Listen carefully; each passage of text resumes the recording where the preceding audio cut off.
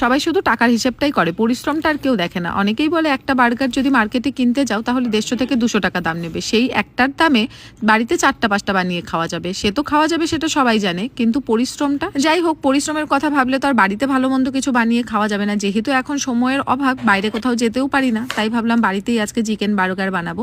তো সেই মতো ক্যাপসিকাম, টমেটো আর পেঁয়াজ একটুখানি স্লাইস করে কেটে নিলাম। তার সাথে কয়েকটা চিকেনের পিস ছিল, সেগুলোকে একটু কাঁটা চামচ দিয়ে পিক করে নিয়ে গোলমরিচ গুঁড়ো, নুন, আদা রসুন বাটা আর লেবুর রস দিয়ে একটু ম্যারিনেট করে সাদা তেল গরম করে তার মধ্যে ভালো মতন ঢেকে ঢেকে উল্টে পাল্টে একটু লাল করে ভেজে নিই। তার সাথে পেঁয়াজ, ক্যাপসিকাম আর টমেটো স্লাইসটাকেও হালকা করে নুন দিয়ে একটু ভেজে নিয়েছি। যেহেতু সকালবেলায় খাবো সেই জন্য আর কাঁচা খাচ্ছি না, তোমরা চাইলে এখানে কাঁচাও এগুলো ব্যবহার করতে পারো।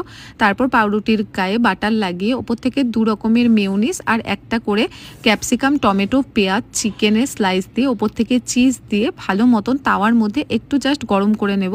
যেহেতু চিজটাকে